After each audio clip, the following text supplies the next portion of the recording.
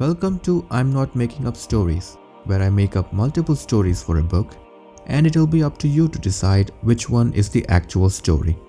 Today, I'm talking about a book called Malice. I'm going to present 3 possible stories for the book: a fantasy, a cyberpunk thriller, and a murder mystery.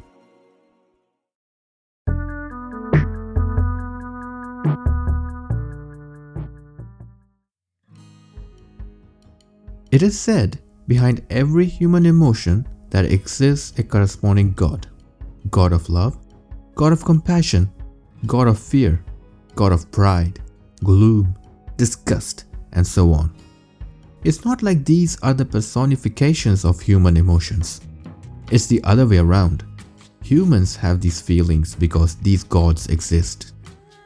Among all these gods, there is one who is in constant danger.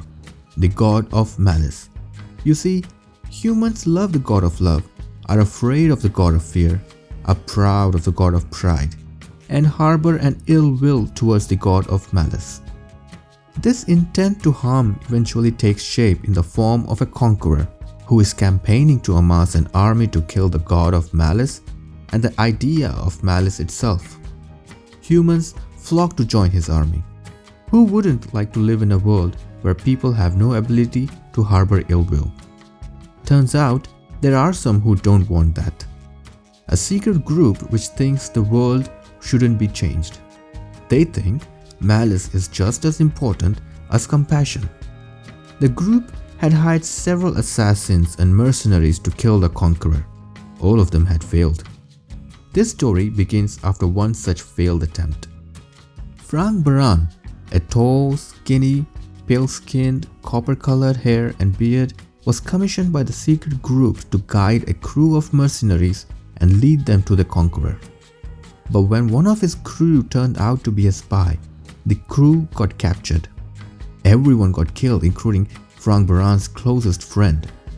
Now, he's just a drunken mess, drowning himself in mead to forget that he was the one who had led his friend to death.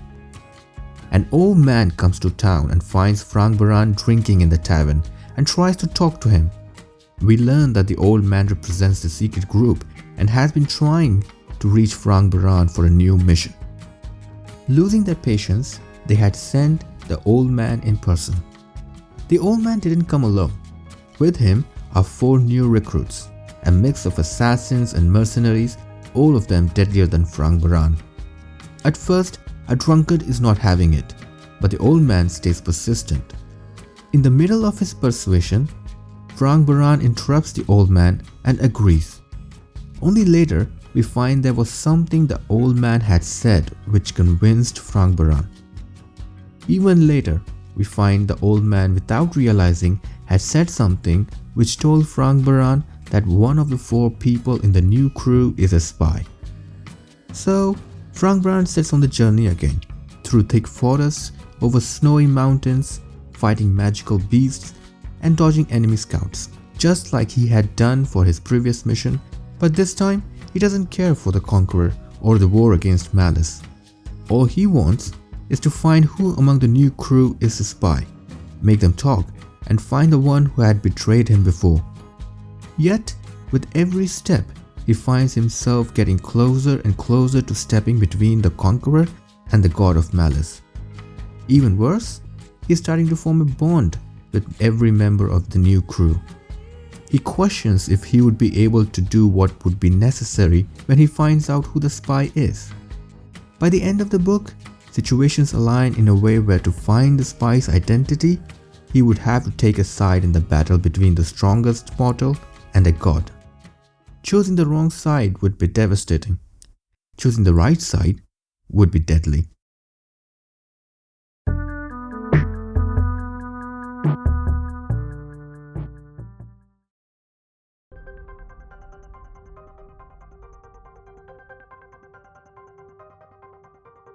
In any society, in any time period, there are people who would challenge authority. All challengers need a weapon.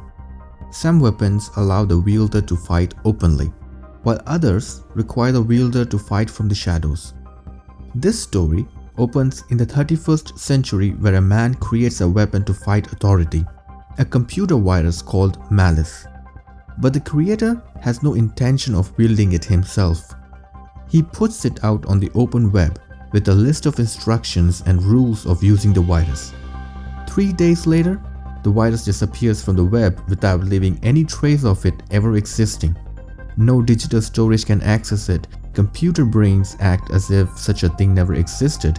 Even humans with any sort of augmentations to their brain don't recall malice showing up on the web. Only the few purest humans who are unaltered by these augmentations to their brain can remember the event. James is one such purist in his late 50s and a detective. When he keeps questioning about malice to his partner, he just comes off as someone who is losing his mind. For a moment, even he believes he is losing it. For all these years, he had resisted the lure of augmentation, but now with age, he begins to wonder if he's just another stubborn old man clinging to the past for no reason. A week later, Malice shows up on the internet once again. Its instructions and rules go viral throughout the web, just like last time, becoming the topic of interest for every person. And just like before, it disappears, leaving no trace in people's memory. This is the confirmation James needed to know something is up. But he has no idea where to start looking. It's like walking up to your friends and asking how to know more about Waterwolf. There is no such thing as Waterwolf as long as everyone's concerned, but you know it exists. As James dives through the web trying different things, all of them leading to nowhere, he stumbles upon a strange set of messages piggybacking on other web traffic. A sliver of hope it is. James makes a copy of the message and spends the rest of the night trying to decipher it. In the middle of the night, his phone rings from an unknown caller. This was weird. Not the part about the unknown caller. You see, James, being the purist, doesn't have the brain implant that everyone uses to communicate with friends. Anyone who wants to reach James must do so after checking whether James is logged in on the internet or not. And he was logged into the internet at that moment. So his physical phone ringing would mean someone knows James is a purist and wants to contact him the old-fashioned way. James answers the call and instantly knows the person on the other side is also a purist. Augmented humans have perfect, soothing, beautiful voices. The voice on the phone was harsh. James thinks this is how bad his own voice must sound to others. The caller doesn't greet, doesn't ask for a name. The only thing James hears is an address and the call ends. It's clear that it was an invitation, but for when? Right now? It's the middle of the night. James checks the address on the map. It belongs to a bookstore, a physical brick-and-mortar bookstore. An outdated idea. Was James supposed to drive 50 miles out of the city at 2 in the morning? That's exactly what he does. The navigation system takes him to the middle of nowhere. There isn't any building as far as James can see. Then, a car turns its lights on, blinding James for a few seconds, and a man walks out. The man explains that the global map system was faked to think the address was a bookstore. He asks James to leave his car because of his over-reliance on the web. They take the man's car and they drive several more miles to a small cottage. There, James meets other purists, even more stricter in belief than himself.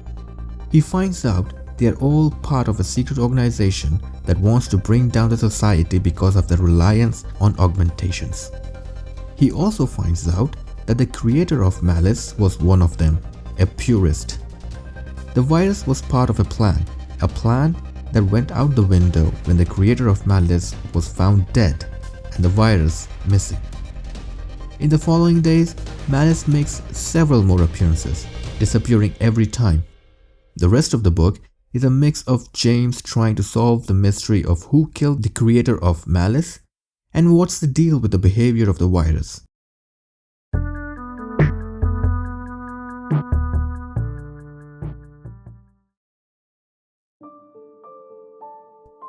Imagine the world of the 1990s. There are floppy disks, CDs, Polaroid photos, landlines, and fax machines. Now imagine all of this in Japan. This is a setting for the murder mystery book called MALICE. The book opens with Osamu Nonoguchi visiting his high school friend and famous author Hidaka. As the story progresses, we find that we are reading the first-hand account of Nonoguchi of the events that took place leading up to him finding Hidaka lying dead on the floor in his study room. Nonoguchi writes these accounts hoping to turn it into a book, but when he mentions it to the detective investigating the murder, the detective asks to read them. So we, the readers, see the story unfold through Nonoguchi's written accounts and the detective's own investigation reports. The detective, who's named Kaga, turns out to share history with Nonoguchi. Both of them used to be teachers in the same school a while back. Kaga left and became a detective. Nonoguchi left and became a children's book author. From here on, everything is spoilers. It's a heavy spoiler zone. It's hard to talk about the brilliance of this book without spoilers. The chapters alternate between Nonoguchi's written accounts and Detective Kaga's report.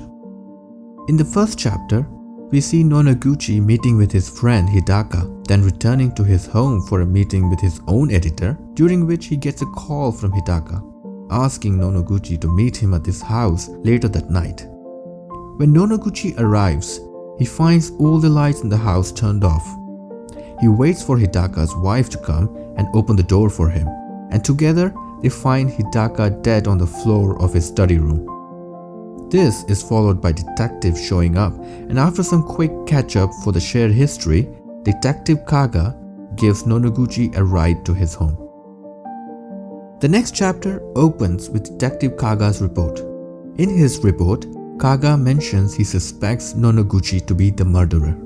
With his superior's permission, the detective goes to search Nonoguchi's apartment. After some resistance, Nonoguchi surrenders. As for motive, Nonoguchi keeps it vague. Apparently, he got angry and killed Hidaka in the heat of the moment. Despite the confession, Detective Kaga doesn't have any proof. If they put Nonoguchi on trial, he might change his plea. Without proof, Nonoguchi would walk free. So, Detective Kaga continues his search for Nonoguchi's apartment and finds several discs with multiple stories in the draft version. Turns out, these are the same stories that made Hidaka a famous author. The motive becomes apparent. Detective Kaga presents his theory. Nonoguchi was Hidaka's ghostwriter. This is still a hunch. Kaga needs proof, and Nonoguchi is not helping. What's worse, Nonoguchi collapses during his interrogation. The doctors say Nonoguchi has cancer and needs surgery with a 50-50 chance of survival. Nonoguchi insists on being put on trial before he dies, but Kaga is reluctant. Frustrated by the detective and his constant questioning, Nonoguchi snaps and tells Kaga that he no longer wants the detective to search his apartment or go anywhere near his books. Kaga picks up on the choice of words and looks through Nonoguchi's bookshelf in his apartment. Hidden among the pages of a book, Kaga finds a travel itinerary, a photograph, and a necklace. The travel plan is for two people, Nonoguchi and presumably the woman in the photograph. Little more asking around reveals that the woman in the photograph is the murder victim's late first wife, who had died in an accident involving a truck running over her. Detective Kaga goes to the hospital and asks Nonoguchi about these items, who breaks down and accepts to writing his confession. Next part of the story is revealed through Nonoguchi's confession. It shows Hidaka was a bully, always had been since school, and how cruel he was towards his late wife and Nonoguchi. Nonoguchi had met his childhood friend after a long time. He was still a teacher, and Hidaka was yet to be a famous author. Trying his luck, Nonoguchi sent a draft story to Hidaka to get his opinion. But days went by and he never got a response from Hidaka, only vague excuses. One day, Nonoguchi sees a newly published story by Hidaka on display in a store.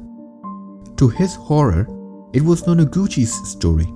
Not word to word, but a more revised version of the draft he had sent to Hidaka. The book goes viral. On confronting Hidaka, his cruel nature comes to light. Hidaka basically says it's Nonoguchi's word against his own. No one would believe Nonoguchi. Accepting defeat, Nonoguchi leaves the matter alone. It was after this that Nonoguchi and Hidaka's late wife developed an affair. When things got serious, they plot to kill Hidaka.